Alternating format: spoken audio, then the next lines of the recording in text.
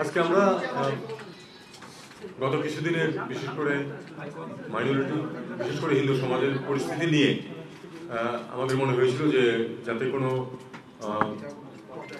মানে ভুল ধারণার সৃষ্টি না হয়, কারণ ভুল ধারণার সৃষ্টি করার মতো প্রচুর পরিবেশ আছে। বিশেষ করে মিডিয়ার একাংশ, আমি শুধু মানে কোন দেশের সেটা বলছিলাম, মানে মিডিয়ার একাংশ তারা এটাকে যতটুকু পারা যায় একটা খারাপ পরিস্থিতির দিকে নিয়ে যাওয়ার চেষ্টা করেছে। কাজে আমাদের মনে হয়েছে যে আমাদের যে এখানে ডিপ্লোম্যাটিক কমিউনিটি আছে তাদেরকে বিষয়টাতে একটা ব্যাখ্যা দেওয়া প্রয়োজন, যাতে তার প্রকৃত অবস্থাটা বুঝতে পারে। আমি এটা জানি যে তাদের নিজেদেরও কিছু মেকানিজম আছে তথ্য সংগ্রহে, কিন্তু আমাদের অবস্থানটা পরিষ্কার করার জন্য আমি তাদেরকে আজকে ডেকেছি। একটু শর্ট নোটিসে গতকাল বলা হয়েছে, আজকে তারা এসেছে, মোটামুটি প্রায় সবাই এসেছে। সেখানে আমরা আমাদের অবস্থানটাকে ব্যাখ্যা করেছি। আমরা বলেছি যে আমাদের, আমি খুব সংক্ষেপে বলছি, তারপরে আপনাদের কিছু প্রশ্ন উত্তর দেবো। আমরা বলেছি যে আমাদের সাম্প্রদায়িক সম্প্রীতি হচ্ছে আমাদের সমাজের অংশ এবং সরকার এটা বজায় রাখতে দৃঢ় প্রতিজ্ঞ। কোনো মানুষ তার ধর্মীয় বা সাম্প্রদায়িক পরিচয়ের কারণে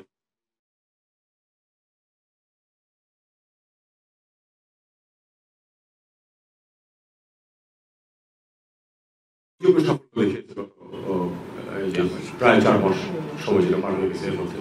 কারণ মেজর কোনো, যদিও মাল মশলা ছিল অনেক বেশি গণ্ডগোল হওয়ার মতো, কিন্তু সেটা কিন্তু আমরা নিয়ন্ত্রণে রাখতে পেরেছি সবার সহযোগিতায়, রাজনীতিবিদরা সহ, ছাত্ররা, রাজনীতিবিদরা সবাই মিলে কিন্তু একটা আমরা পরিস্থিতি বজায় রাখতে পেরেছি, যেটা সৌহার্দ্যপূর্ণ। বিশেষ করে একটা এত বড়, তারপর এত বড় একটা অনুষ্ঠান ছিল দুর্গা পূজা, সেটা পার হয়েছে অত্যন্ত শান্তিপূর্ণভাবে এবং শান্তিপূর্ণভাবে এবং কোনো ধরনের কোনো মিসঅ্যাপ ছাড়া। একটা দুটো স্ট্রে ঘটনা এখানে ওখানে ঘটে নাই, এটা কিন্তু যেটা আমরা বলি যে ঘটে নাই তাহলে সত্য বলা হবে, ঘটেছে দু একটা ঘটনা, কিন্তু দু একটা ঘটনা প্রতি বছরই দু একটা ঘটনা ঘটে, সেটা এই সরকার হোক বা অন্য কোনো সরকার হোক ঘটে। ব্যাপারটা হলো যে সেটাকে নিয়ন্ত্রণে নেওয়া এবং যারা এই ধরনের কার্যকলাপে লিপ্ত হয় তাদেরকে তাদের জন্য শাস্তি বিধানের ব্যবস্থা করে, তাদেরকে আইনের আওতায় আনা, এটাই হলো লক্ষ্য। এবং সেটা এই সরকার অত্যন্ত ডিলিজেন্সের সাথে সেটা পালন করেছে। আমি মোটামুটি এই লাইনে তাদেরকে ব্রিফ করেছি এবং আমি বলেছি যে মানে এটাকে ফ্লেয়ার আপ করে দেওয়ার এবং একটা বাংলাদেশ খুব একটা সাম্প্রদায়িক খারাপ অবস্থার ভিতর দিয়ে যাচ্ছে, এরকম একটা পরিস্থিতি সৃষ্টির অভ্যন্তরীণ এবং দেশের বাইরে প্রচেষ্টা আছে। আমরা সেই প্রচেষ্টা যাতে সফল না হয় সেই চেষ্টা করছি। মোটামুটি এই ছিল আমার ব্রিফিং এর বক্তব্য। শব্দ কিছু আরো কম বেশি হতে পারে। এ ব্যাপারে আপনাদের যদি কোনো প্রশ্ন থাকে সেটা আমাকে করতে পারেন। একজন একজন করে স্যার উপস্থিতি শুরুতেই বলছিলেন যে এটা আমি জাস্ট ক্লিয়ার করতে যে বিভিন্ন মিডিয়া বলতে কি বাংলাদেশের মিডিয়া বুঝিয়েছেন না অন্য কোনো দেশের মিডিয়া বুঝিয়েছেন? না, আমি এই ব্যাপারে খুব স্পষ্ট, প্রধানত ভারতীয় মিডিয়া, কিন্তু এর বাইরেও অনেক মিডিয়াতে কিন্তু এই ভারতীয়দেরকে যে ভারতীয় মিডিয়ার যে বক্তব্য সেটাকে ধরে কিন্তু আবার অনেকে অন্যান্য মিডিয়াতে সেটা। মাননীয় উপদেষ্টা, প্রশ্ন হচ্ছে কেন শুধু ভারতের মিডিয়াকে দোষছেন? কেন ভারত নামক যে রাষ্ট্র, তাদের রাজনীতিবিদ, আজকে মমতা ব্যানার্জিও একটি বিবৃতি দিয়েছেন, বলেছেন যে জাতিসংঘ শান্তিরক্ষী মিশন যেটা বাংলাদেশে আসে, ফলে এটা কি আমরা কূটনৈতিক কারণেই বলছি না, কেবল মিডিয়ার উপরে দোষ চাপাচ্ছি, নাকি ভারতের রাষ্ট্র, তাদের সরকার, তাদের রাজনীতিবিদ, তাদেরকেও কি আপনারা কোনো বার্তা দিতে চান কিনা? দেখুন, আমরা যে বার্তাটা দিতে চাই সেটা হলো যে এই সরকার কোনো ধরনের কোনো সাম্প্রদায়িক যে কার্যকলাপ সেটাকে বরদাস্ত করবে না, এবং সেটা হিন্দু বলে কথা নয়, মুসলিম বলে কথা নয়, আমরা সবাইকে সমান চোখে দেখব এবং এই মেসেজটা আমরা সবাইকে দিতে চাই, পার্টিকুলার কোনো একটা অংশকে না, সবাইকে এই মেসেজটা দিতে চেয়েছি। এবং এটাও আমরা বলেছি যে এ ব্যাপারে আইন তার গতিতে চলবে এবং সেখানে যদি কেউ বিশৃঙ্খলা সৃষ্টির চেষ্টা করে অবশ্যই সেটাকে শক্ত হাতে দমন করা হবে। এই মেসেজটা সবার কাছে গেছে। এখন আপনি যেটা বলছেন যে পার্টিকুলার কাউকে, এটা আমরা তখন যখন সরকারি পর্যায়ে যখন কোনো রিয়াকশন আমরা দেখি আমরা সেটা প্রতিবাদ করি সরকারিভাবেই, সেটাই। আর বাকিটুকু আমরা ইন জেনারেল টার্মসে আজকে কথাবার্তা বলেছি। আমরা তো কোনো কাউকে দোষারোপ করার জন্য আসি, আমরা শুধু আমাদের অবস্থাটাকে শক্ত করার জন্য, শক্তভাবে উল্লেখ করার জন্য এসেছি। একজন ভারতের পক্ষ থেকে এই ব্রিফিং কেউ উপস্থিত ছিল কিনা, আর দ্বিতীয় প্রশ্ন হচ্ছে বাংলাদেশ ভারত সম্পর্ক কোনো একটি দল কিংবা ব্যক্তি কেন্দ্রিক নয়, বরং মানুষ এটা ভারতের পক্ষ থেকে দাবি করা হয়, সেটাও কি আপনাদের ব্রিফিং এ এসছে কিনা যে ভারত মানে ব্লাইন্ড হয়ে গেছে? না, আজকের ব্রিফিংয়ে নিঃসন্দেহে ভারতকে নিয়ে আমি কিছু বলি ওইভাবে। আমি মিডিয়া সম্বন্ধে বলেছি এবং ভারতীয় দূতাবাসের প্রতিনিধি ছিল। মাননীয় উপদেষ্টা এদিকে জি। আজকে তো মিডিয়া নিয়ে কথা হয়েছে, পাশাপাশি আমরা যেটা দেখেছি জেনেভায় হিউম্যান রাইটস কাউন্সিলের যে আলোচনা, সেখানেও কিন্তু এই যে ইন্ডিয়ান মিডিয়া বা অন্যান্য মিডিয়াতে যে জিনিসগুলো আসছে তার একটা রিফ্লেকশন দেখি। আবার all party parliamentary group for Commonwealth, সেখানেও এক ধরনের রিপোর্টে এটা আছে এবং দেখা যাচ্ছে সর্ট অফ মিডিয়ার উপর বেস করে এক ধরনের এলিগেশন বা এক ধরনের পোর্ট্রেশন। এই বিষয়গুলো কি আজকে আপনারা তুলেছিলেন? ইউরোপ সহ ওয়েস্টার্ন এবং স্পেসিফিক্যালি এই বিষয়টা আমরা তুলিনি, এই বিষয়টা আমরা সংশ্লিষ্ট দেশের সাথে তুলব। কারণ অল পার্টি পার্লামেন্টারি গ্রুপ যেটা তো ব্রিটেনের, আমি তো অন্য দেশের বলে লাভ নেই, ব্রিটেনের সাথে আমরা এই ইস্যুটা তুলব। আপনারা দেখেছেন যে অত্যন্ত একপেশে একটা রিপোর্ট তারা দিয়েছে, মানে 4টা নির্বাচনকে মোটামুটি তারা এক পর্যায়ে ফেলেছে, 3 বার পুনর্নির্বাচিত হয়েছে। সেই নির্বাচনটা কি মানের হয়েছে সেটা একটি শব্দ সেখানে নেই। 1500 ছেলে মেয়েকে হত্যা করা হয়েছে, একটা শব্দ উল্লেখ নেই সেখানে এখানে। এবং সবচেয়ে বড় কথা, আমাদের দূতাবাসকে জানানো পর্যন্ত হয়নি যে তারা এই কাজটা করছে। একটা কথা এখানে প্রণিধানযোগ্য, সেটা হলো আমি যেটুকু খোঁজ দিয়ে দেখেছি সেটা হলো যে ওখানে পূর্ববর্তী যে দল ক্ষমতায় ছিল তাদের আসলে লোকজনের সংখ্যা বেশি, ইনক্লুডিং পার্লামেন্টের উপরে তাদের ইনফ্লুয়েন্স একটু বেশি, এতে কোনো সন্দেহ নেই। মানে ইয়ার মধ্যেও ওখানে যে কমিউনিটি আছে তার মধ্যেও আছে সব দলেরই, কিন্তু তাদের একটু শক্তি বেশি, কাজে তার সেটা ইনফ্লুয়েন্স করতে পেরেছে। প্লাস এটা ভুলে গেলে চলবে না যে এটা কিন্তু একটা গ্লোবাল ক্যাম্পেইন চলছে, কিন্তু গ্লোবাল ক্যাম্পেইন চলছে, গ্লোবের সবাই যে পার্টিসিপেট করছে তা না, কিন্তু গ্লোবাল ক্যাম্পেইনটা চলছে কিন্তু একটা বিশেষ গোষ্ঠীর তারা চেষ্টা করতেছে, সবখানে তারা হিট করার চেষ্টা করছে। সেটা আমাদের তাদের রিচ বেশি, এটা কোনো সন্দেহ। হ্যাঁ, গ্লোবালি যে করা হচ্ছে এটা আমরা আমাদের এটা বলেছি আমরা, এবং এটা আমাদেরকে মেনে নিতে হবে যে তাদের যারা এটা করছে তাদের রিচ আমাদের তুলনায় বেশি, আমাদেরকে তাদেরকে মোকাবেলা করতে হবে। আবার একজন, আচ্ছা জি বলেন। সেটা হচ্ছে যে আপনি তো কালকে একটা ভিডিও বোধহয় আপনি দেখেছেন যে আমাদের সুতারকান্দি বর্ডারে ভারতীয় প্রোটেস্টাররা তারা বাংলাদেশের বর্ডার মানে ডিঙ্গারে ঢুকে যাওয়ার চেষ্টা করেছে। যে এই যে প্রভোকেশন, এটাকে আপনি আসলে কিভাবে দেখেন? এটাকে আমি একটা প্রভোকেশন হিসাবে দেখি। প্রভোকেশন দেওয়ার মতো লোকজন তো আছে, এতে তো কোনো সন্দেহ, আমরা দেখতে পাচ্ছি, চারদিকে দেখতে পাচ্ছি প্রভোকেশন, এবং এটাকে আমরা প্রভোকেশন হিসাবেই দেখবো যতক্ষণ পর্যন্ত না প্রকৃত প্রস্তাবে তারা বাংলাদেশে প্রবেশ করতে সক্ষম হয়। বিএসএফ সেখানে তাদেরকে থামাতে সক্ষম হয়েছিল। প্রোটেস্ট তারা করতেই পারে, তারা যেটা মনে করে, তাদের দেশের আইনেও সেটা অ্যালাউ করে। তবে বর্ডার পার হওয়ার যদি চেষ্টা করে সেটা হলো আইন ভঙ্গ করা, সেটা তারা ব্যবস্থা নেবেন।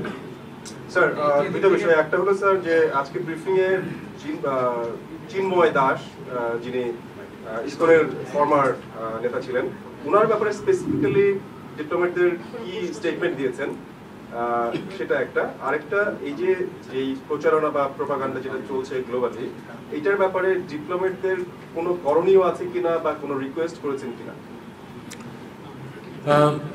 দেখুন, প্রথমত চিন্ময় ব্রহ্মচারী যেটা বিষয়, এটা অবশ্যই উল্লেখ করেছে, আমার ব্রিফিংয়েও উল্লেখ ছিল যে চিন্ময় ব্রহ্মচারী কী পরিস্থিতিতে তাকে অ্যারেস্ট করা হয়েছে এবং তারপরে কীভাবে প্রসিডিংস হয়েছে, কোর্ট তার বেল দেয় তখন তারা যে একেবারে ঘেরাও করে ধরেছে ইত্যাদি ইত্যাদি।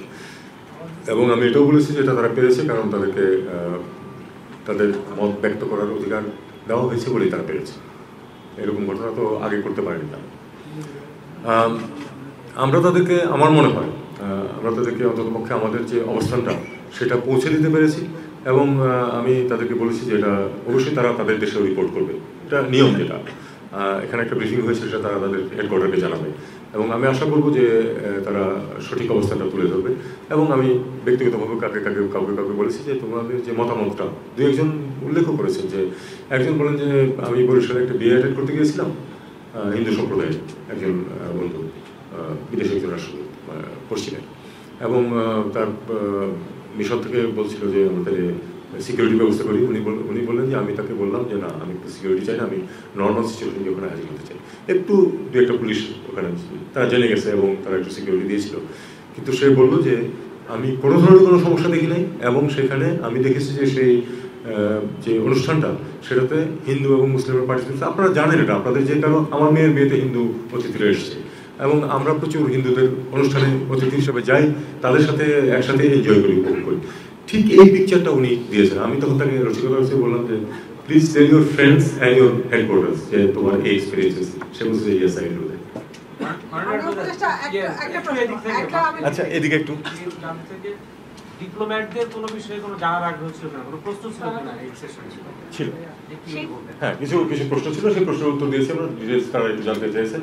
তো বাই এন্ড লার্জ তারা বলেছেন যে আমি খুব কম্প্রিহেন্সিভ ব্রিফ দিয়েছি সব কিছু। আমি এই কথা বলার চেষ্টা করি যে কোথাও কোনো সমস্যা নাই, এই কথা বললে কেউ বিশ্বাস করার কোনো কারণ নেই। সমস্যা আছে, সেই সমস্যা আমরা সমাধানের চেষ্টা করছি এবং সফল হচ্ছি অনেকখানি। এবং এটাতে আমি বলছি যে আপনাদের সবার, আমাদের যারা বন্ধু আছেন, আপনাদের সবার সহযোগিতা আমরা চাই।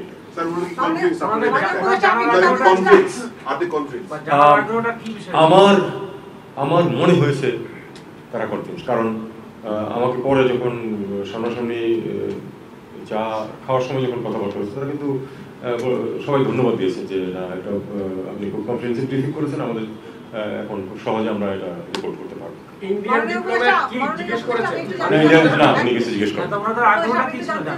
মমতা ব্যানার্জি যে বক্তব্য দিয়েছে সেই সম্পর্কে সরকারের অবস্থান কি, আর চলমান পরিস্থিতিতে চলতি মাসে বাংলাদেশ ভারতের এফওসি হওয়ার কথা ছিল, সেটি হবে কিনা? এফওসি হওয়ার কথা ছিল না, এফওসি হওয়ার কথা আমি মনে করি হবে। এখন দুই পক্ষ একসাথে হচ্ছে। আর মমতা ব্যানার্জির বক্তব্যটা সরকার কিভাবে নিচ্ছে? মমতা ব্যানার্জির বক্তব্যকে আমরা মমতা ব্যানার্জি ধরনের বক্তব্য হিসেবে দেখতে চাই, কারণ উনি এই বক্তব্য কেন দিলেন এটা আমি ঠিক বুঝতে পারছি না। এটা তার যে ইলেকটোরেট সেটা আমি জানি। আমি কলকাতায় দীর্ঘদিন ছিলাম, আমি তার সাথে ব্যক্তিগতভাবে পরিচিত, তার বাসায়ও আমার যাতায়াত ছিল। কাজে আমি ব্যক্তিগতভাবে মনে করি যে এটা তার জন্য খুব সঠিক পদক্ষেপ না রাজনৈতিক দৃষ্টিভঙ্গি থেকে। রাজনীতিবিদরা তো সবসময় রাজনৈতিক দৃষ্টিকোণ থেকেই বক্তব্য দিয়ে থাকেন। আমি মনে করি এটা পশ্চিমবঙ্গের রাজনীতিতে তার অবস্থানের জন্য এটা হয়তো সহায়ক হবে।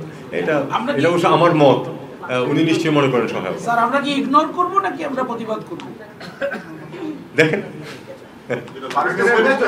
এই সমস্যাটা 5 তারিখের পর থেকে বাড়ছে, ভারতের সঙ্গে বাংলাদেশের সম্পর্ক, এটা নিয়ে আমাদের ফোরকাস্টটা কি, মানে সামনের দিনগুলো যেটাকে আমরা কিভাবে হ্যান্ডেল করব?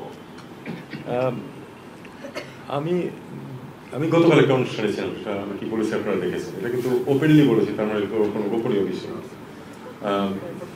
আসলে যেটা বলছেন আপনি 5 তারিখ, এটা একটা ওয়াটারমার্ক। অবশ্যই এর আগের সম্পর্ক এবং পরের সম্পর্ক এক্স্যাক্টলি এক না, সেটা আমরা জানি। এই যে আবার যে সম্পর্ক, এই যে সমস্যাটা আছে সেটা স্বীকার করতে হবে, স্বীকার করি আমরা। কাজেই একটা সমস্যা স্বীকার করলে সেই সমস্যার সমাধানের চেষ্টা করা যায় এবং চেষ্টা করাই স্বাভাবিক। আমরা ভারতের সাথে একটা স্বাভাবিক ভালো সুসম্পর্ক চাই, পরস্পরের স্বার্থ ঠিক রেখে। ভারতের আন্তরিকতা কতটুকু? আন্তরিকতা তো পরিমাপ করা খুব কঠিন কাজ। এটা আপনাদেরকে মিডিয়াতে মাপতে হবে, over a period of time কি কি ঘটনা ঘটে, কিভাবে ঘটে, সেটাতে আপনারা মাপবেন যে কতটা আন্তরিক। আর এখানে আসলে অন্তরের চেয়ে স্বার্থটা বেশি, এটা মনে রাখতে হবে। ভারত বাংলাদেশ উভয়ই আমি মনে করি সম্পর্ক এগিয়ে নেবে নিজেদের স্বার্থ। তাদের কি স্বার্থ পূর্ণ হচ্ছে বলে মনে করেন? এখন মেজার কিভাবে করবেন? ধরুন ভিসা বন্ধে আমাদের কিছু অসুবিধা হচ্ছে, অনেকের কিন্তু সুবিধা হচ্ছে। আমি কালকে একটা হসপিটালে গেছিলাম আমার একটা ছোট চেকআপের জন্য। হসপিটালের সব সিট কিন্তু একদম ভর্তি, কারণ লোকজন ভারতে যেতে পারছেন। তারা যে এখানে ভারতের স্বার্থে কিনা ভেবে দেখতে হবে। তাদের কলকাতার ব্যবসায়ীদের অবস্থা একটু খারাপ, আমরা পত্রপত্রিকা জানি এবং আমি তো যোগাযোগ আছে, তারাও বলেছে এটা কি ভারতের স্বার্থে কিনা সেটা ভারতকে দেখতে হবে। আবার ব্যাপার আছে বৃহত্তর স্বার্থে, তারা যদি মনে করে যারা পশ্চিমবঙ্গের ক্ষতি হোক তো ভারতের স্বার্থ অন্যটাতেই, সেটা তারা বুঝবে। ভারতের স্বার্থ তো আমি বুঝতে পারবো। ভারতকে কেন্দ্র করে যে গ্লোবাল ক্যাম্পেইনের কথা বললেন বাংলাদেশ বিষয়ে, এই বিষয়ে বাংলাদেশ সরকারের পক্ষ থেকে কাউন্টার কোনো প্ল্যান আছে কিনা? গ্লোবাল ক্যাম্পেইনের বিপরীতে আপনাদের স্বচ্ছতা জানানোর আমরা অবশ্যই সেটা চেষ্টা করছি এবং আরো প্ল্যান প্রোগ্রাম আছে, সেটা কিভাবে মোকাবেলা করব। এই গ্লোবাল ক্যাম্পেইনটা কারা করছে বলে আপনি মনে করেন? যে আপনি কি একটা দেশের নাম বলতে পারেন কিনা যে এরা মূলত করছে? দেশ করতেছে তো আমি বলবো, বিভিন্ন প্রতিষ্ঠান করছে প্রধানত। বিভিন্ন প্রতিষ্ঠান করছে, এবং সেই প্রতিষ্ঠানগুলোর ধরনটা কি সেটা আমার চেয়ে আপনারা ভালো জানেন। মাননীয় উপদেশে একটা প্রশ্ন ছিল, সেটা হলো আপনারা সেভারাল টাইমস ভারতকে বলছেন, তারপর তাদের মিডিয়া বা তাদের উত্থাপন অনেক কর্তৃপক্ষের মন্তব্যে সেটা প্রতিফলন দেখা যাচ্ছে না, সেক্ষেত্রে কি বার্তাটা করা হচ্ছে না, নাকি তারা অন্তর্বর্তী সরকারকে মেনে নিতে পারছে?